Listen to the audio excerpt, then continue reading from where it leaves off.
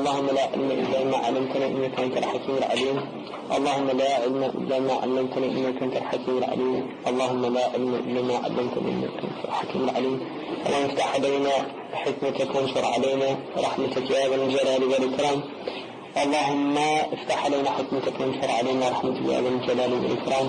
اللهم افتح علينا حكمتك وانشر علينا رحمتك يا ذا الجلال والإكرام. وصلى الله على سيدنا محمد وعلى آله وصحبه وسلم تسليما. ولا حول ولا قوة إلا بالله العلي العظيم. ولا حول ولا قوة إلا بالله العلي العظيم. ولا حول ولا قوة إلا بالله العلي العظيم. The section that we're going to do quickly, and then I want to go to the sheet that I've given you, is the section on the treatment of the diseases with remembrance of Allah. There's no better treatment for the diseases of the heart than with dhikr. Somebody said, إِذَا مَرِضْنَا تَدَاوَيْنَا بِذِكْرِكُمْ وَنَتْرُكَ الذِّكْرَ أَحْيَانًا فَنَنْتَكِسُ. Which means if we get ill, meaning have diseases of our heart, then we treat ourselves with your remembrance. And sometimes we abandon your remembrance and we have a relapse. So what he means there is that the diseases of the self are treated by dhikr of Allah. And when you leave dhikr of Allah, you have relapses of those diseases. So if you get angry, and at the point you get angry, you remember Allah. And this is what Sayyidina Umar, one of his people from his shura, had a cousin who was just kind of an ignorant type person, but he said, listen, get me in with Umar. Because in those days Umar had a hajib, and he was the ruler of large portion of land, and the Muslims. So this man wanted to get in, and he brought him in because he was one of Sayyidina Umar's shura, and the man was his cousin, so he got him in with him. And when he stopped, he said to Sayyidina Umar radiallahu anhu, Ya Umar, أعطيني مما أعطاك الله فوالله ما أعطيت جزرا ولا حكمت بعدل أو عدلا. He said, give me something from what Allah gave you, meaning like money. And he said, because you're somebody that hasn't given out much and you don't judge with justice. Now Umar got really angry, and hamma bihi, he was actually going to do something about it. And then his cousin immediately said to Umar, Ya Amir al-Mu'mineen, ألم تسمع بقول الله تعالى وأعرض عن الجاهلين. Just turn away from ignorant people. And when he did that, Umar completely stopped, and the Rawi says, وَكَانَ وَقَّافًا عند كتاب الله. He was doing only what the book of Allah told him. So the point is, his anger, and he was justified in his anger, because the man was just, he said a lie, and he also insulted the political authority. Right? I mean, there's ways to speak to people, and you shouldn't insult them. Because it's a disrespect for the authority of Islam, the Khalifa. But the point is when he immediately, the man reminded him of the Quran, he stopped. And so that's the meaning here, إِذَا مَرِضْنَا, like with غَضَبْ, تَدَاوَيْنَا بِذِكْرِكُمْ. We treat ourselves with your remembrance. وَنَتْرُكَ ذِكْرَ أَحْيَانًا فَنْتَكِسُ. But sometimes we leave the dhikr and then we have relapse. And so what he's saying here is that all these diseases can be treated with dhikr of Allah subhanahu wa ta'ala. And so he begins with dhikr kathir. So do a lot of dhikr. Comes from the ayat in Quran. يَا أَيُّهَا الَّذِينَ آمَنُوا اذْكُرُوا اللَّهَ ذِكْرًا كَثِيرًا. Do much remembrance of Allah. Right? And many ayahs in the Quran encouraging us to do dhikr of Allah subhanahu wa ta'ala. In fact, the verse in the Quran which says, وَلَقَدْ كَانَ لَكُمْ فِي رَسُولِ اللَّهِ أُسْوَةٌ حَسَنَةٌ, you have in the message of Allah the best example. لِمَنْ كَانَ يَرْجُو اللَّهِ وَالْيَوْمَ الْآخِرِ وَذَكَرَ اللَّهَ كَثِيرًا. So if you look, the only people that are going to benefit from the messenger of Allah's example are people who do a lot of dhikr of Allah. Because those are the people that their character will be changed. And the word in Arabic for tazkiyah, zakah, means to grow. And zakah, like zakat, means to grow. Yuzaki means yunammi, to make something grow. So tazkiyatun nafs Allah subhanahu wa ta'ala says that if it wasn't for His bounty, none of you would have grown. مَا زَكَ مِنْكُمْ أَحَدٍ مِنْ أَحَدٍ. So the tazkiyah of the self is a result of work. And the spiritual work that you do is dependent on the dhikr of Allah that you do. Praying the prayers on time is the most important thing. That's if you're not doing that, forget everything else. Sayyidina Umar radiallahu anhu wrote to his Ummal, and it's in the Muwatta of Imam Malik, in Babu Khutas, the times of the prayer. He wrote, and Abu Musa al-Ash'ari was one of his Ummal, and he said, radiallahu anhu, he said, إِنِّي لَأَرَى مِنْ أَهَمِّ أُمُورِكُمْ الصَّلَاةِ. I consider prayer to be the most important thing that you do in your life. فَمَنْ حَفِظَهَا وَحَافِظَ عَلَيْهَا فَقَدْ حَفِظَ دِينَهُ. So whoever guards his prayer and is vigilant about its time, he has guarded his deen. وَمَنْ ضَيْعَهَا فَهُوَ لِمَا سِوَاهَا أَضِيعَ. And whoever is negligent about his prayer, everything else he's going to be more negligent about. So if you're not getting the prayer right, then you've got your priorities wrong about everything. So prayer in its time, with its ahkam, you have to know what's fard, what's mandub, what's sunnah mu'akkada, so that you can pray properly. You have to know how to do istidrak of your prayer. So that's related to fard ayn. So there's people now who do a lot of dhikr with a subha, and then they don't do their prayers. There's people that will stay up all night for like a mawlid and be doing dhikr, and then they sleep through fajr. All that they did in the night is a complete waste of time. Waste of time, completely, nothing. Because if that caused them to miss their fajr prayer, there was no good in it. None. The fard is the most important thing in your life. So the foremost thing that you do is your prayer. And your prayer has to be based on wudu, and doing wudu properly, and with its conditions also. And tahara. The Prophet ﷺ said, وَيْرُ لِلْعَقَابِ مِنَ النَّارِ. Woe to the aqab from the fire, people that don't do the wudu and guard their wudu. And then he also said people will be punished for urine that they weren't concerned about, that spilt on them. So guarding against najasa. These are all things and ways of remembering Allah. And that's why they say, أَفْضَلُ ذِكْرِ اللَّهِ ذِكْرُهُ عِنْدَ حَدِّهِ. The best remembrance of Allah is to remember Allah when there's a had of Allah.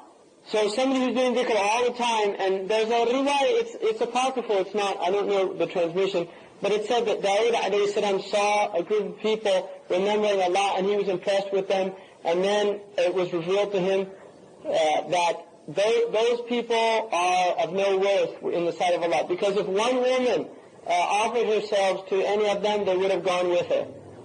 So the point is that outwardly a person, if they look good, if they look strong, if they look all these things, and they're not worshipping Allah subhanahu wa ta'ala, or if the taqwa is not there when the haqq of Allah is coming, then it's of no benefit.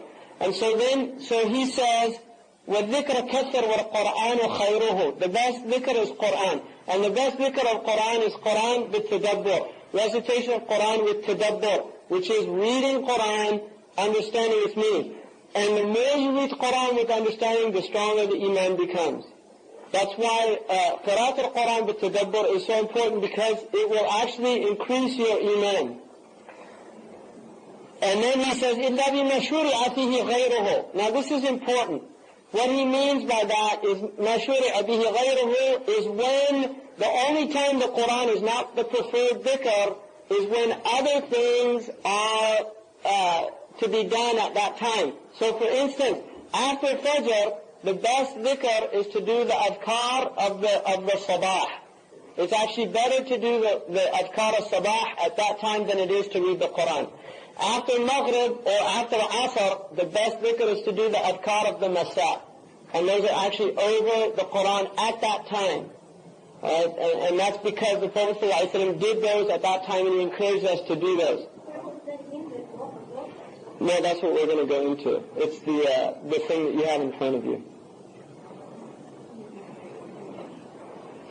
And then he says, وَأَدَى بِالْإِسْتِغْفَارِ وَالصَّلَاةِ عَلَى جَرِيدِنَا إِلَى الْخَيْرَاتِ. Begin with istighfar. The reason that you begin your dhikr with istighfar is because dhikr is for tasfiyah. And tasfiyah is to be purified of what has accrued from previous wrong actions.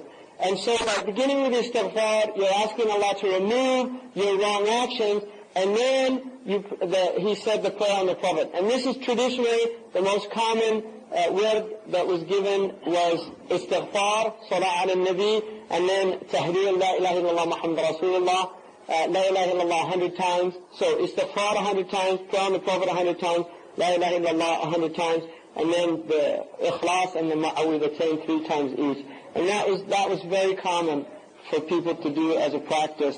And you should do istighfar at least 100 times a day, preferably 100 in the morning, 100 in the evening. And then do it throughout the day. And then he said, وَأْدَى بِآدَابِ الصَّلَاةِ وَاحْتَمِي مِنْ لَحْنِهِ فَهُوَ مِنَ الْمُحَرَّمِ. Have the adab of the prayer and guard yourself from any lahm.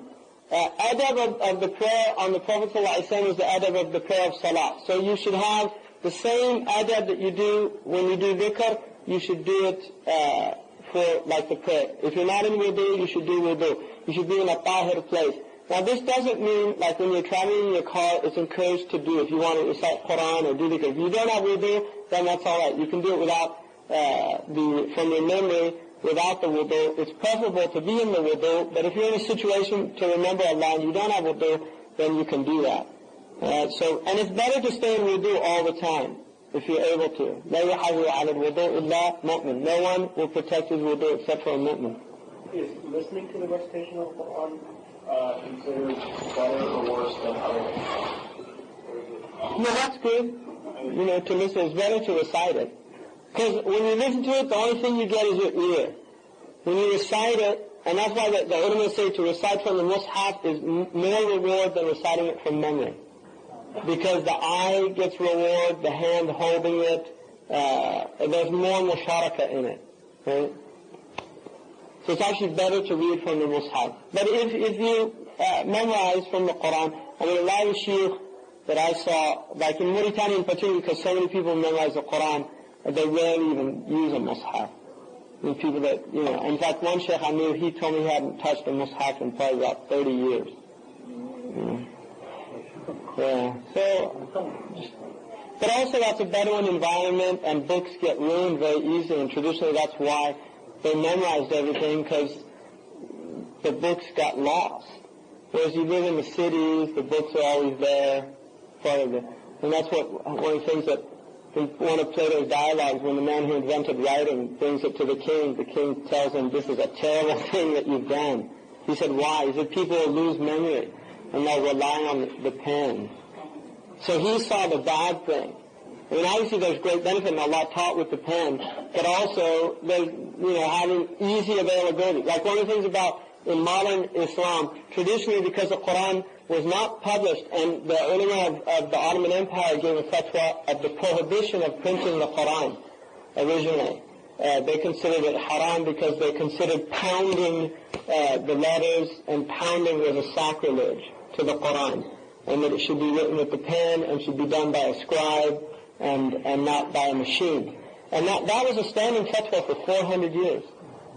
Yeah, they would not print the Quran. The Quran was actually printed in Europe before it was printed in the Muslim lands.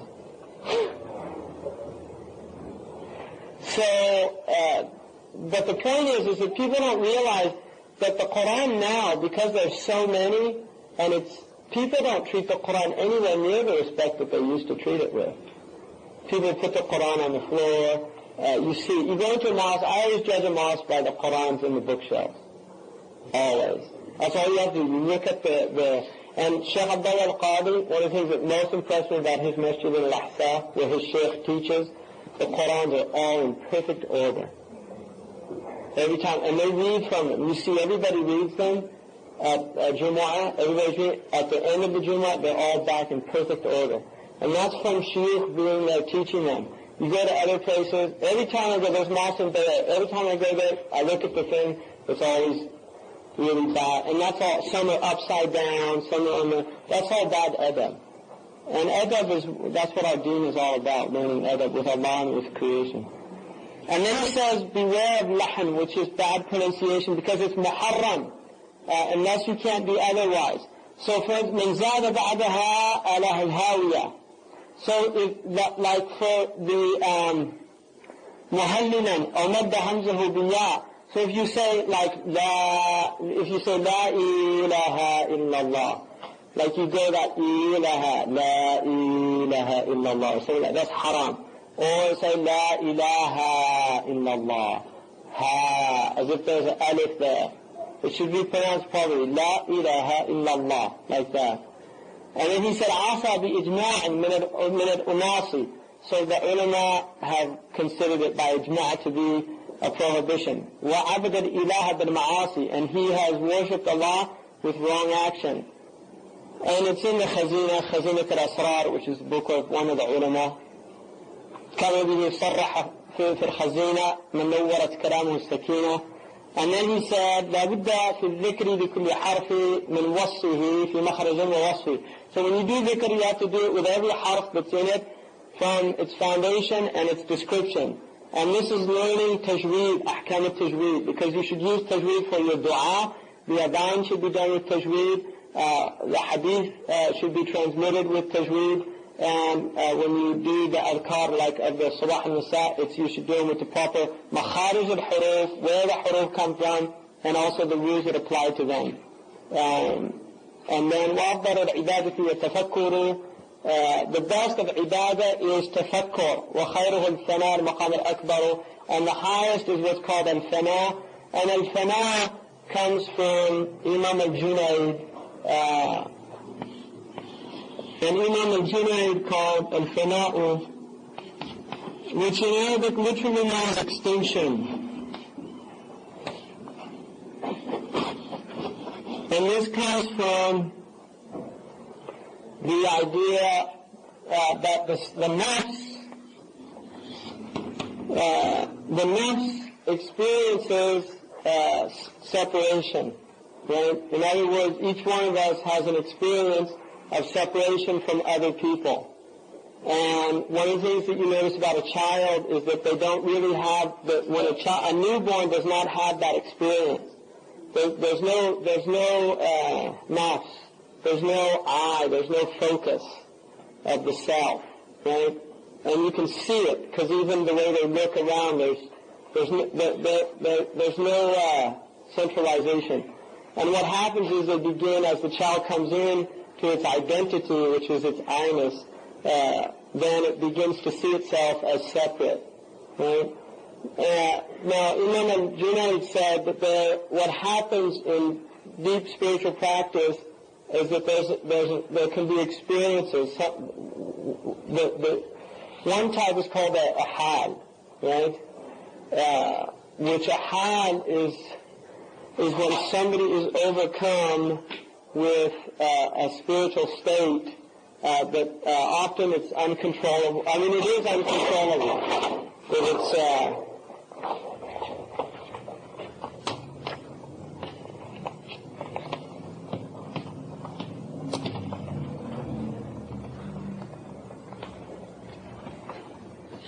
and the ulama of this science differentiate between hal and maqam.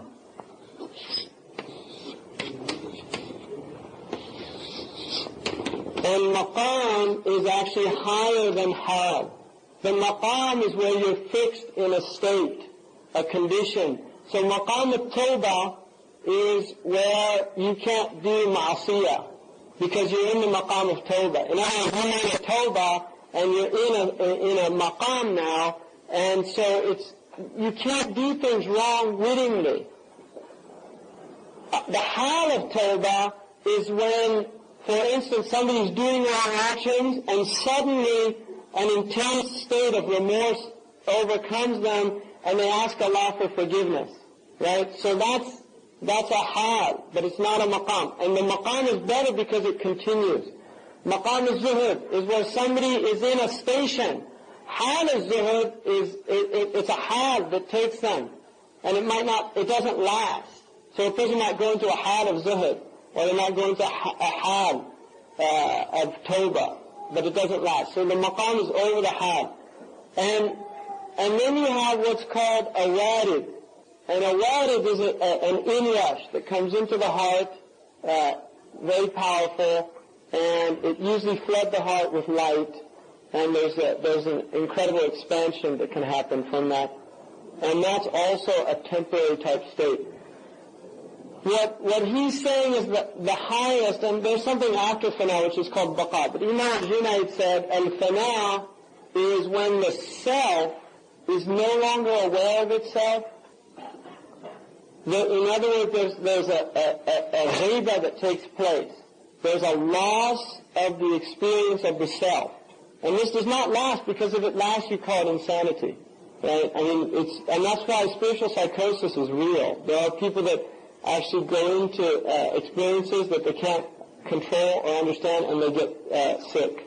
And it happens all the time in this culture. There's a lot of people that do meditation and go get into Zen Buddhism or and they start doing a lot of meditation, and they literally can lose it completely. And that's why it's so dangerous to be doing these things without the protection of prayer, without protection of wudu, without protection, because Islam is all grounding. We're not trying to get these spiritual experiences. We're to be grounded. That's what Allah has commanded us to do, to be grounded. But if you do dhikr, which Allah commands you to do, and you do it properly, then often there are certain things that will happen interiorly in the inner self. And those things, there's a science of understanding them, which is part of the science of the khawatir, knowing if it's from shaitan, because shaitan has a lot of games that he can play on people that are doing these things, or if it's angelic, or if it's from the nafs.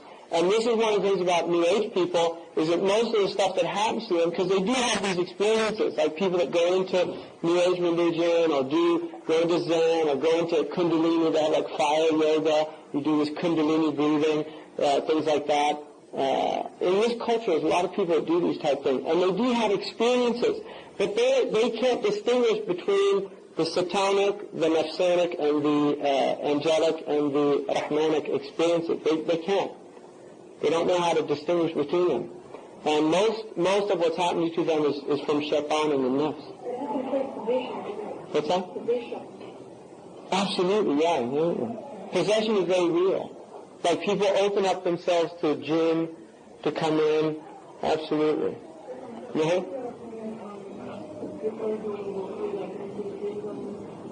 Doing dhikr? They do what? Group dhikr? Yeah, I'll talk about that in a second, about group dhikr. So anyway, this idea, what fana is that the experience of the self, the person who's doing dhikr is no longer aware of the self. And that can happen. And he's saying that is the highest tafakkur.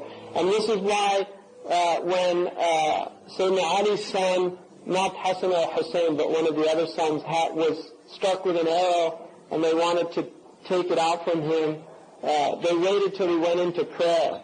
And when he went into prayer, they pulled it out, and he didn't feel it. And that's somebody who's really in that state of the self is absent, right? The self is completely absent. And there are people, like in India, yogis, that can do very radical things through meditation. They can endure incredible pain and things like this. So this is not limited to the Muslims in terms of that there are, the psyche has extraordinary powers. But what the Muslims recognize is that Allah subhanahu wa ta'ala, if a person is sincere, if a person is remembering Allah subhanahu wa ta'ala, then Allah subhanahu wa ta'ala can put them in a state of absolute witnessing with Allah, where they're not aware of their surroundings. And many of the Sahaba, obviously, many of them were in that state. And this is one of the interpretations of the hadith that my slave does not draw near to me by anything more beloved to me than the fard. And he will continue to draw near to me with the nawafil until I love him. And when I love him, I become the eyes which he sees, the ears which he hears, the tongue with which he speaks, the hand with which he grasps. And if he seeks refuge in me, I give him refuge. If he asks me, I give him. That hadith in no way means that God becomes man, which is called hulul. Hulul is haram to believe that. And if you believe that, you're outside of Islam. Hulul is the idea of incarnation. And that hadith in no way means that. And anybody that believes that is a zindiq. They're a heretic out of Islam. So we don't believe in divine incarnation. We don't believe in that. We don't believe that God becomes creation. That's like Christian, Hindu, all those types. But we do believe that the human being can be in such a state of awareness of the fi'l of Allah, because there is a fi'l of Allah that is part of creation. In other words, it's actually when Allah, like the whole world is a fi'l of Allah, but we don't say it's Allah. And there are people that go into a state of absolute witnessing where they see everything being the fi'l of Allah. In other words, they're seeing Allah behind all of creation. So they don't see otherness in the same way that other people are in this world of separation. And that's why they recognize that everything's from Allah, the good and the bad. And so they see it as all good. So, and that's why for the mu'min, everything is good. That's what that hadith means. Even though it's good and bad, it's all from Allah. And because it's all from Allah, it has to be all good for the mu'min. Because even the bad, there's a wisdom in it for him to grow, to be purified, and to draw nearer to Allah. So he sees the bad even as good.